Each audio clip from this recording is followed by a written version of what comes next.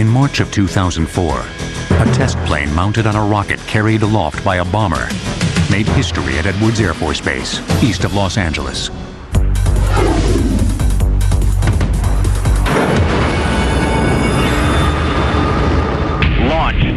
Launch. After release from its B-52 mothership, the small unmanned X-43 flew at the amazing speed of Mach 7, faster than any known jet aircraft has ever flown. It was a very significant event. Some people have even gone so far as to equate it actually with the Wright brothers' flight. When it separated from the rocket, the X-43 accelerated on its own power to Mach 7. Mach 7 is approximately 5,000 miles per hour, so you can imagine flying New York to Los Angeles in just over a half an hour. The NASA Dryden Flight Research Center says the scramjet-powered X-43 is capable of reaching at least Mach 10. A scramjet is a supersonic combustion ramjet. The ramjet, sometimes called the flying stovepipe, is one of the simplest engine designs ever conceived, with virtually no moving parts. It's basically a hollow tube into which fuel is injected and ignited. Unlike regular jets, there are no compressor blades inside to compress the air. In a ramjet, supersonic air is slowed down to subsonic speed inside the jet engine. But in a scramjet, the air moves through the engine at supersonic speed. The X-43 vehicle has to endure some very extreme temperatures. The temperature along the leading edges of the vehicle, for example, are in excess of 3,000 degrees Fahrenheit. The front of the X-43 and the leading edges of the tail are made of carbon-carbon, a lightweight and strong composite material that can withstand extremely high temperatures. Carbon-carbon that we use is sort of a high-tech cousin to carbon fiber. It's the carbon itself is different. It's a much higher temperature. The bonding agent is much higher temperature. It's good to 3,000 degrees without degrading. It doesn't wear away. What you see is the front end of the vehicle, the tungsten nose. The very front edge is the carbon-carbon leading edge that provides the thermal protection. As you can see, there's a lot of complicated machinery and very densely packed systems inside this vehicle in order to make it work. A number of small electric motors on the aircraft are controlled by computer signals from the ground. Motors on these electric actuators move the surfaces. That's how we maintain control of the vehicle in flight. Ignition.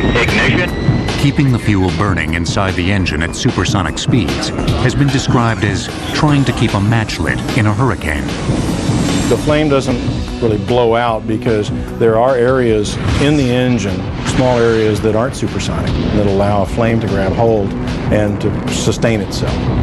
There's something about flying that fast that I think just captures the imagination of folks. It's just phenomenal to imagine flying that fast.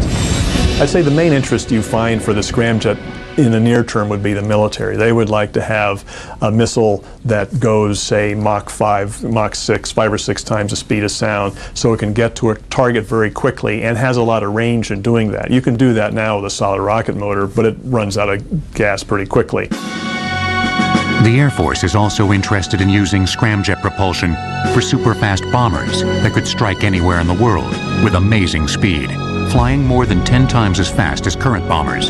There's no reason that a human couldn't pilot or be a passenger on a hypersonic airplane. Vision vehicles, as we call them, include space access vehicles to take astronauts to the space station or to orbit, and also potentially passenger vehicles, again, to take people to the other side of the world. Some experts believe the scramjet could usher in a whole new era in aviation. We entered the 19th century moving at 6 miles an hour, the speed of an animal-drawn vehicle. We entered the 20th century moving at 60 miles an hour, the speed of a steam locomotive. We entered the 21st century at 600 miles an hour, the speed of an intercontinental jet airliner. And if you plot this in semi-logarithmic fashion, you get a nice straight line that indicates we may well enter the next century at 6,000 miles an hour, which is precisely where you see the X-43 really pointing us and heading in that direction. The X-43 scramjet is carrying on a tradition of cutting-edge aircraft development that goes back decades. And although Mach 7 is a major accomplishment for an air-breathing jet engine, rocket-powered planes were flying almost that fast decades ago. It all began with the most amazing series of extreme aircraft in aviation history. They were called the X-planes, the X standing for experimental. The very first X-plane was appropriately named the X-1.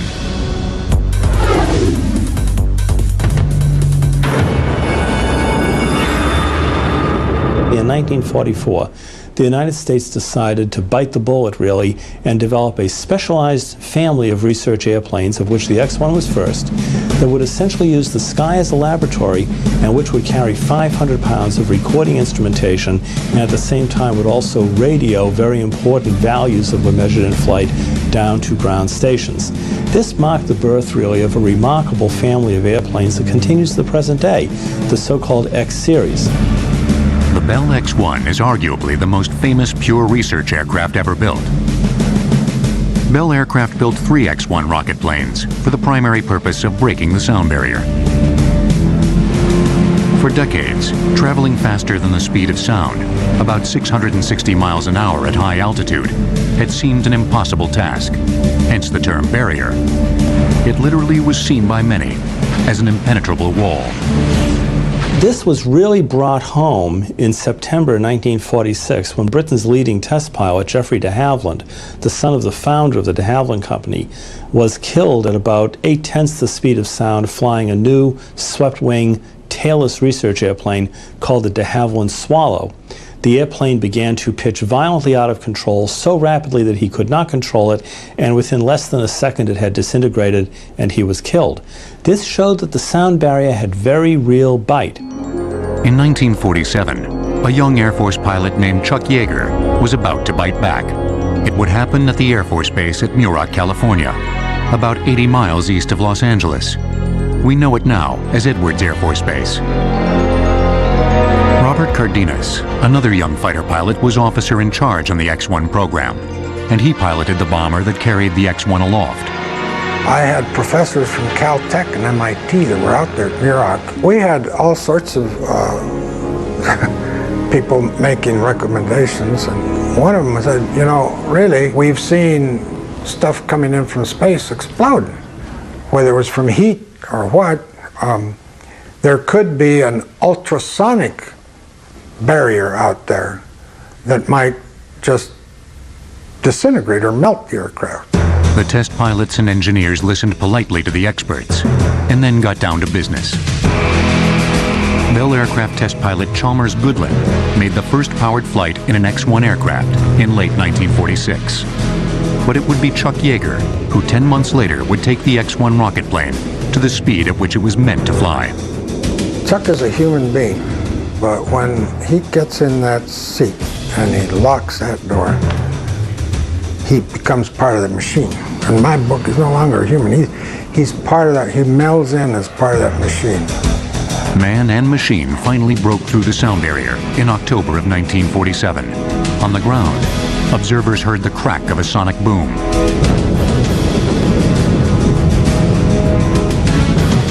Air Force Captain Chuck Yeager and the X-1 had just launched a new era of supersonic flight. Chuck was the X-1, period. That was it. And I really don't know if anyone else could have done it. High airspeeds are described in Mach numbers, using a formula named after an Austrian physicist, Ernst Mach. The speed of sound is Mach 1, and Yeager had reached Mach 1.06 on that historic flight. Later generations of X-1 aircraft would fly twice that speed. Okay, drop it, Daddy. Drop.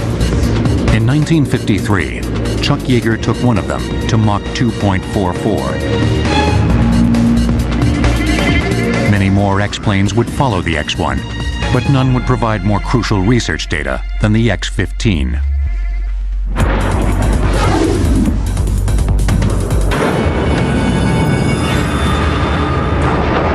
The 3 rocket-powered X-15 aircraft flew 199 flights from 1963 to 1967.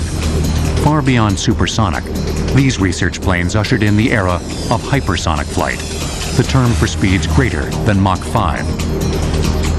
We had a 57,000-pound thrust rocket engine that was completely throttleable, the first of its kind, and you had tremendous problems in simply making this a reliable propulsion system. Now, once we did, all speed and altitude records very quickly were eclipsed by this airplane. It went out and immediately took us in a piloted sense to Mach 4, Mach 5, Mach 6.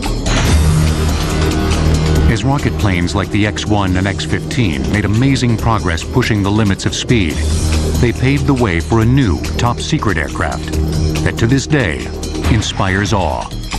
The SR-71 Blackbird. Cloaked in secrecy, 2 American spy planes, the U-2 and the SR-71 Blackbird, made their mark on history during the Cold War. The U-2 was the first to become operational in 1956.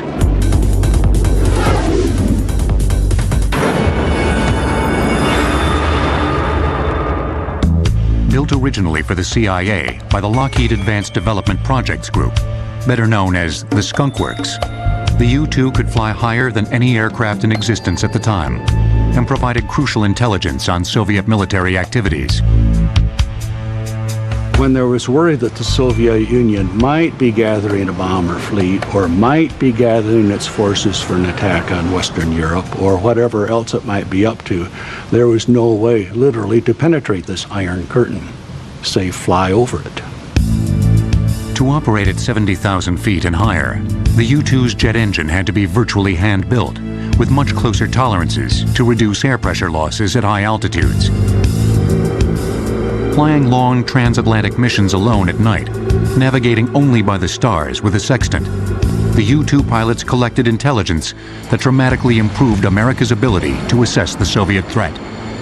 The U-2 operations really gave rise to some remarkable images. There was imagery brought back that showed Soviet fighters trying to climb and catch it, stalling, spinning out of control, falling to earth, other airplanes trying to do so-called pop-ups to get to altitude. Clearly they knew we were there, but they were very frustrated at not being able to reach us with airplanes. The long, wide, straight wings of the U-2 gave the plane glider-like characteristics. And it would soar so far above the ground that even if the Soviet military detected it, they couldn't reach it with fighters or missiles. Or so it was believed, until May 1st, 1960. On that day, Francis Gary Powers was shot down by Soviet missiles as he took photos from 67,000 feet. After Powers successfully ejected, the Soviets put him on trial for espionage. The incident severely strained U.S.-Soviet relations. Powers was released 2 years later. Today, high-altitude reconnaissance is done mainly by satellites, but an updated version of the U-2 has provided battlefield intelligence in Bosnia, Kosovo, Afghanistan, and Iraq. It is also being used for high-altitude research projects by NASA and other civilian agencies. We do earth sciences. NASA has done it for 30 years or more. And that requires overflight over forest fires, over forests, desert, into the Arctic to check on the ozone layer, which NASA first discovered. We fly a bigger variant of the U-2, but we have 2 of them, and we fly them worldwide on various missions of those kinds. As effective and enduring as the U-2 has been, it wasn't enough to meet America's reconnaissance needs at the height of the Cold War. Once again, the Lockheed Skunk Works, headed by the legendary Kelly Johnson, was tapped to come up with something better. And in 1962, they outdid themselves.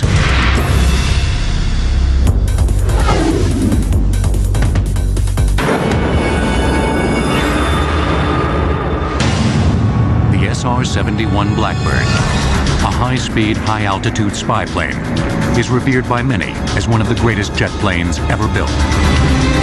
The ethereal Blackbird could fly higher and faster than any jet aircraft in production, and that still holds today.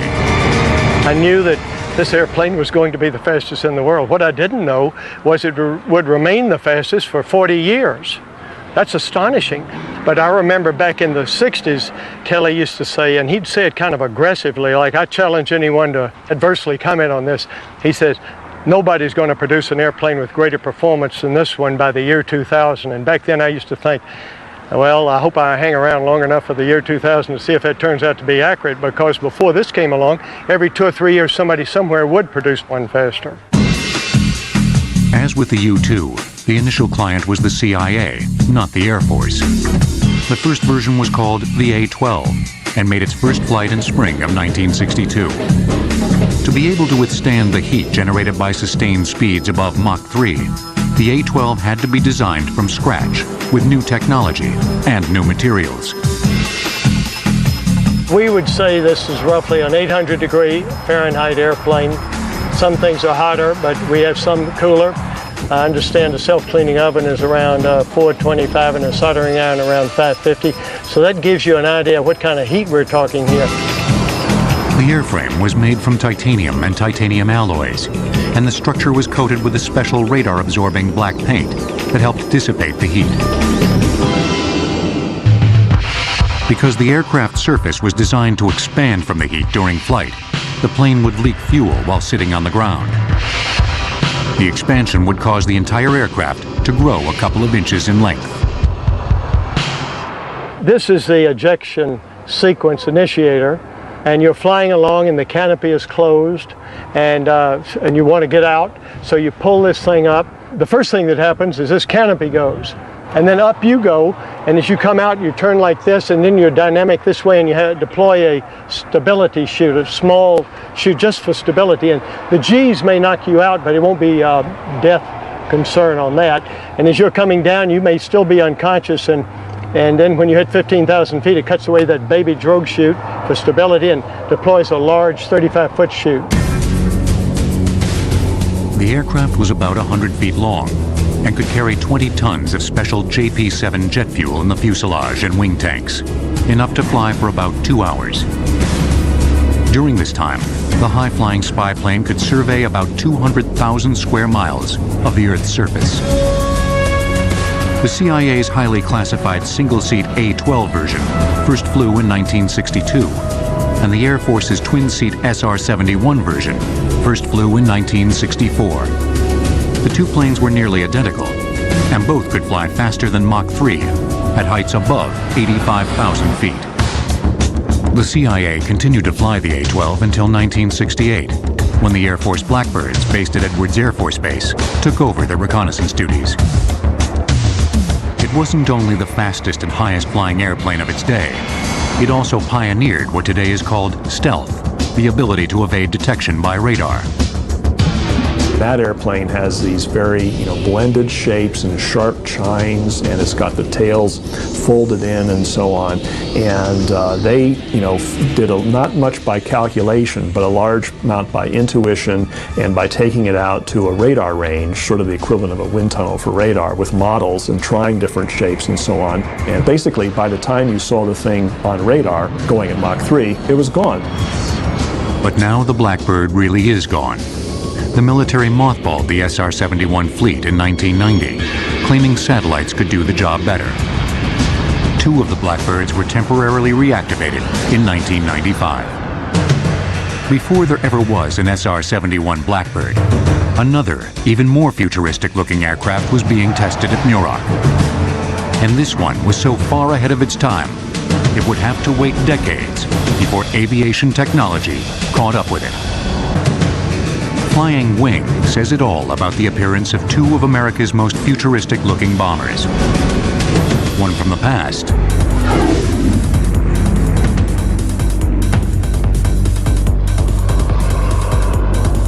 and one from the present.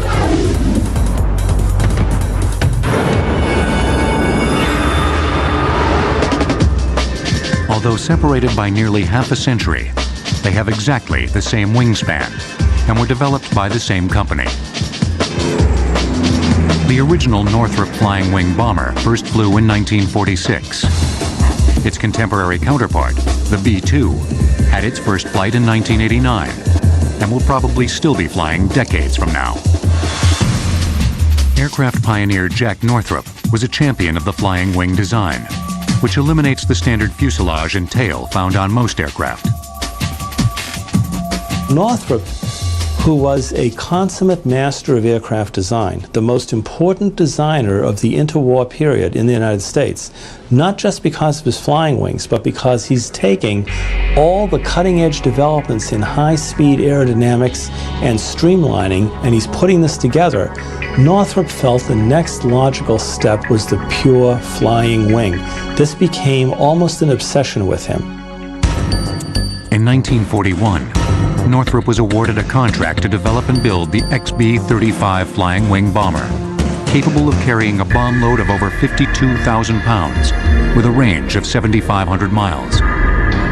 World War II was over by the time the XB-35 first took to the air in 1946, powered by 4 piston engines. The following year, the YB-49 flying wing with 8 jet engines made its first flight. Air Force Major Robert Cardenas, the officer in charge of the X-1 project, was also chief test pilot for the YB-49 flying wing. Because of the plane's unconventional flight characteristics, Cardenas was nearly killed when he tried to put the flying wing into a stall during testing. When you start slowing down, there's one point at which the airflow over the wing ceases to create lift and you quit flying. And it shudders and it shakes. That's a stall. But I was waiting for the shudder, and instead of that, it just gave kind of a lurch and it went over backwards and started tumbling backwards. So I reached up and I hit the left throttle full power on the left side. Even though it was tumbling, this side went up, tumbled it over into more of an inverted spin, and I could get out of that. Although Northrop insisted the flying wing couldn't possibly tumble, Bob Cardenas knew it could. And he warned his good friend Glenn Edwards, another test pilot, about the problem. Cardenas was apparently proven right by a tragic accident in 1948 that killed Captain Edwards. Edwards was testing the flying wing when it crashed for unknown reasons, killing all 5 members of the crew. I think they were stall entry maneuvers, and maybe they entered it at a little higher speed than I did, because on that first lurch where it goes over backwards, the load is on the wing like this kind of a load, and that's what broke off. The wings broke off outboard of the jet engines. The last thing Edwards wrote on his notepad indicates he may have put the airplane into a stall, in spite of the advice he got from Bob Cardenas. One of the things that they had found was one knee pad card, which said stall entry maneuvers. The accident would change Muroc Air Force Base forever. It was renamed Edwards Air Force Base in honor of Cardenas's friend and fellow test pilot. In spite of severe problems with the aircraft, the YB-49 flying wing program continued, and Cardenas was developing strong misgivings. I did not want them to buy the airplane. Nevertheless, in 1949, one of the planes set a new transcontinental speed record when Major Cardenas piloted a flying wing from Muroc to Andrews Air Force Base near Washington, D.C. in 4 hours and 20 minutes. President Truman was there and was favorably impressed. Truman came up in the cockpit and he looked around. He was a pretty crusty old guy. He used a little more foul language than I'm going to say. He said it looked pretty damn good to him. He said he's going to buy some. I bit my tongue. Then down on the ground, he turned to the chief of the Air Force and he said, why don't you have this young whippersnapper fly this down Pennsylvania Avenue? Rooftop level, I want people to see what I'm going to buy. So I did. I slowed down. I slowed down to about 300, 350 knots. But I had never really realized how heavily forested the city of Washington really is. It's a jungle.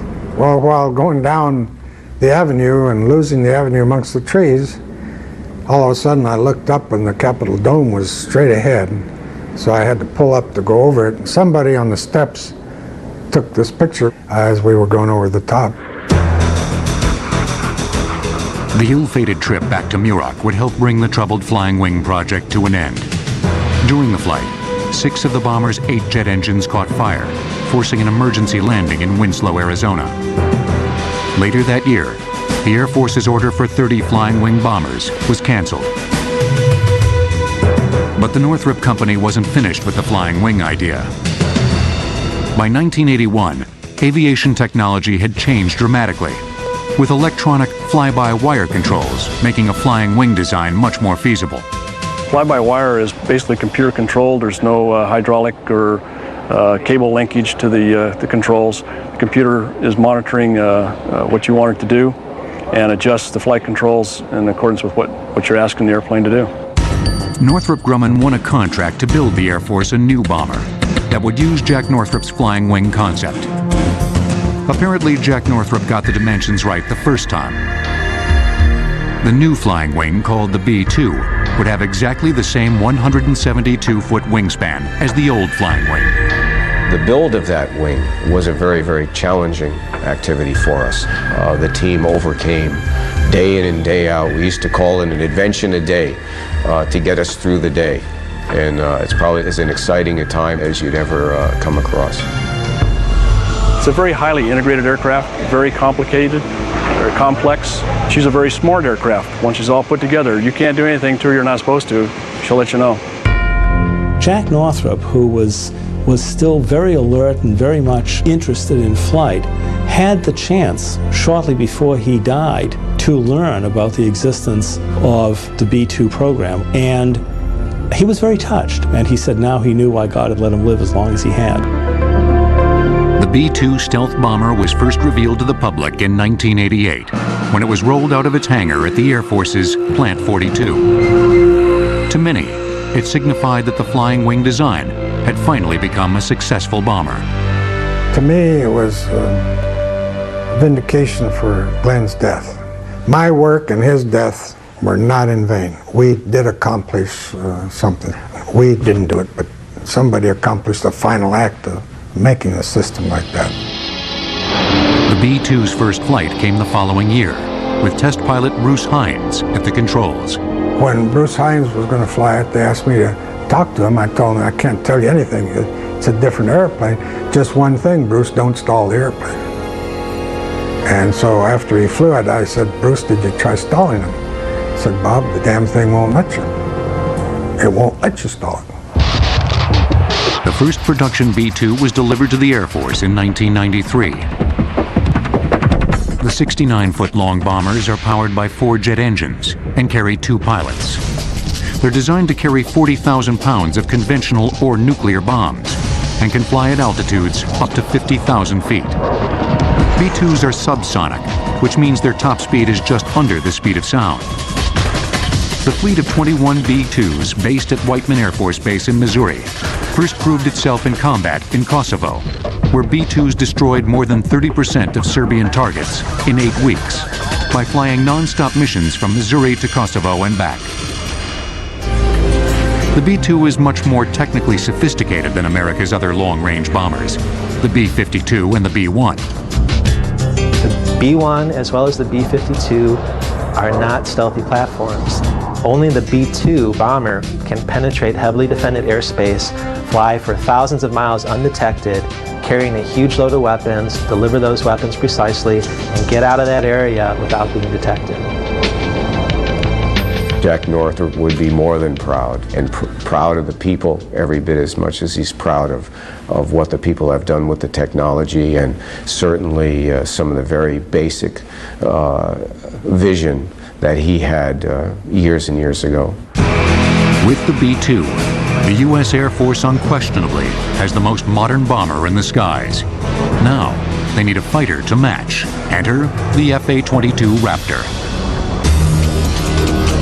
The McDonnell Douglas F-15 Eagle first flew in 1972.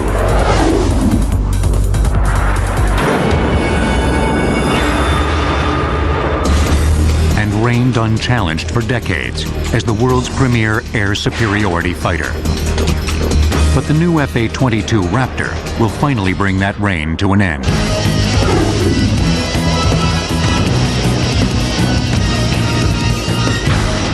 Both the F-15 and the Raptor fly and climb faster than conventional jet fighters. This enables them to dominate air-to-air battles with enemy planes, which means they can deny the skies to the enemy. Hence the term air superiority fighter. The goal in developing a fighter airplane is really to make certain that you can totally, overwhelmingly dominate the opponent. If you look at the F-15, it became America's most successful air combat fighter. Indeed, you can argue historically it's the most successful air combat fighter of all time because it has never been shot down in air-to-air combat while shooting down close to 200 opponents in air-to-air combat. In 1975, 20 F-15 Eagles were modified to make them even faster. Called Streak Eagles, they set several time-to-climb records that still stand. But the new FA-22 Raptor is expected to break those records and bring new meaning to the term air superiority. The F-15 is very old in the tooth. You know, if we take a look at our fighter forces today, you realize that if these airplanes were automobiles, they'd be wearing classic car plates. After a testing and validation program lasting 4.5 years, the industry team of Lockheed Martin and Boeing in 1991 won the competition to build the next generation air superiority fighter that would replace the aging fleet of F-15s. It capitalizes on a number of technological revolutions, and this enables us to get first look at an opponent, first shot at that opponent, and first kill, where we are literally moving out of the fight before the enemy realizes they're being attacked. You can detect him, you can fire a missile on him, and he'll almost blow up before he even knows you're there. So it's not that you're undetectable, but by the time he does detect you, you already have such an offensive advantage on him that it's really not even a competition. The production version of the F-22 design, now called the Raptor, first flew in 1997. Like the F-15 Eagle, it can reach supersonic speeds.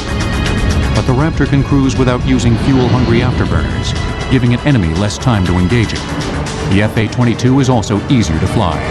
An Air Force pilot who was training to fly the F-A-22 told a bunch of reporters recently on the trip that I took that traditionally a pilot had to spend about 85–90% of his or her brain power just to attain a situational awareness, just to take the information from each of his sensors and understand what they were telling him.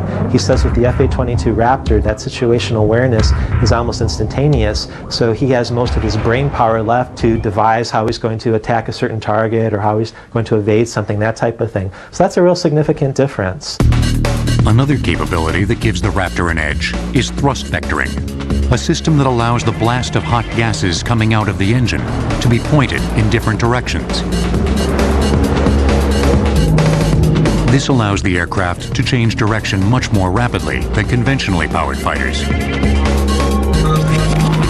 Thrust vectoring was pioneered on the X-31, a NASA research plane built by Rockwell. The X-31 put on a dazzling display of thrust vectoring capabilities at the Paris Air Show in 1995. Most people at the air show in Paris when they first saw that thought the airplane was going to crash. And then it just flies right on out and goes and does another maneuver.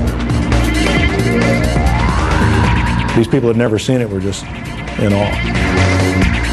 The X-31 helped pave the way for the FA-22 Raptor's use of the thrust vectoring concept.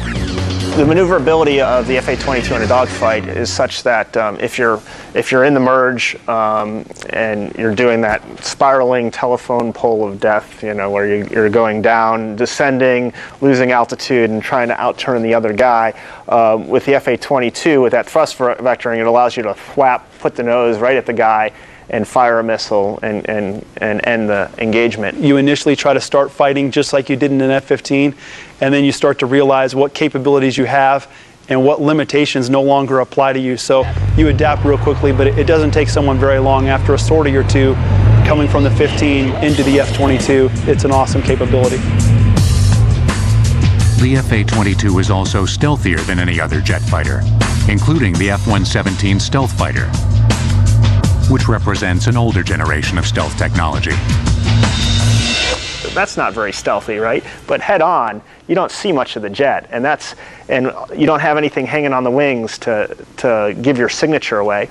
And so we like to say, beware of Raptors with open doors. You know, when the doors are open, that means that you're shooting something, and the doors open quick, shoot something and close before a radar signature gets transmitted back to the enemy. Even when the doors open, now suddenly you have sharp corners and weird angles, and that can reflect radar back in a direction you don't want to. The Air Force plans to eventually purchase 339 Raptors, and production of the aircraft is scheduled to continue to 2013. The FA-22 is an Air Force pilot's dream. But there are planes on the horizon that may be more like a pilot's nightmare, because these aircraft have no pilots. The Global Hawk spy plane points the way to what some believe will be a pilotless future.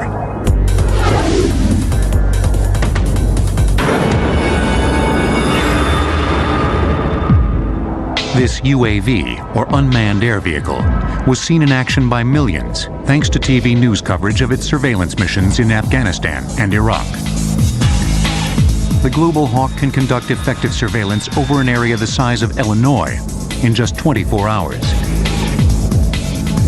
It can also loiter above a specific area, transmitting almost real-time high-resolution images to field commanders. 44 feet long and 15 feet high, the high-altitude reconnaissance aircraft was built for the Air Force by Northrop Grumman. Global Hawk is an autonomous air vehicle.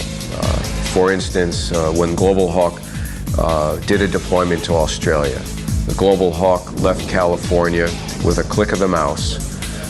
It is fully autonomous, and then it flew across the Pacific Ocean and landed in Australia some 20-odd hours later, at which time somebody clicked the mouse again and shut the engine down on the system. With its range of more than 14,000 miles and an ability to fly for 36 hours straight, it can travel to any point on the globe, conduct surveillance, and return to its base in the United States, all without a pilot. The Air Force rushed the Global Hawk into combat ahead of schedule in Afghanistan in November of 2001, and it was also used in Operation Iraqi Freedom. Although it flew only 5% of the surveillance missions over Iraq, it accounted for more than 55% of the information on time-sensitive targets, many of which were destroyed. After collecting more than 3,700 images over Iraq, the Hawk returned home in May of 2003.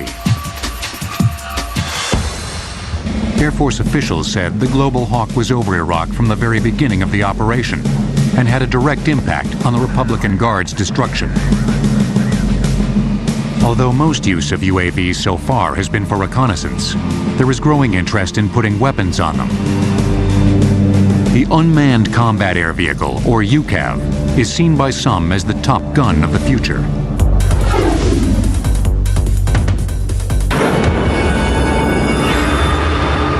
One of the most dramatic first uses of an armed unmanned aircraft in combat came during Operation Iraqi Freedom, when Predator reconnaissance drones were outfitted with Hellfire missiles. There's one famous mission that the Air Force likes to talk about during Iraqi Freedom. There was a broadcast tower from the Iraqi Information Agency in downtown Baghdad, and that tower was very close, I believe, to the Fox News tower and also to a mosque.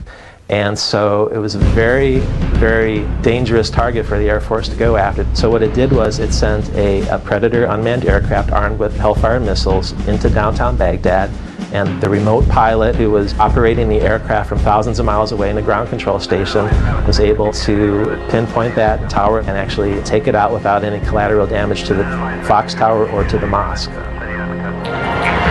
The Air Force is now testing the Boeing X-45 UCAV demonstrator, which first flew in 2002.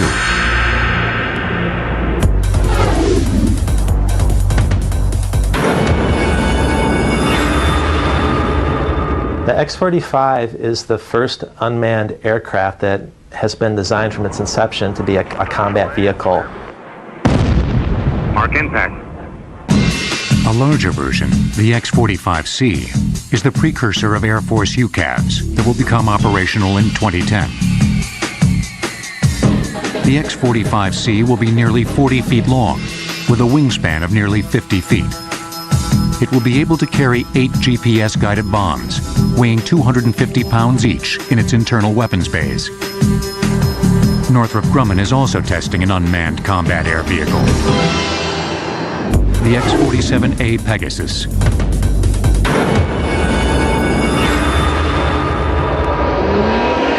It was designed as a flight demonstrator for the X-47B that could be used by the Navy.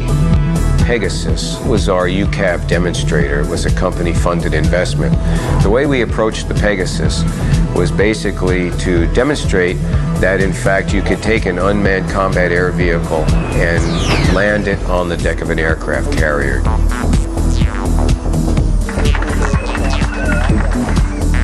There is still some debate, even within the military, about how and when UCAV should be deployed.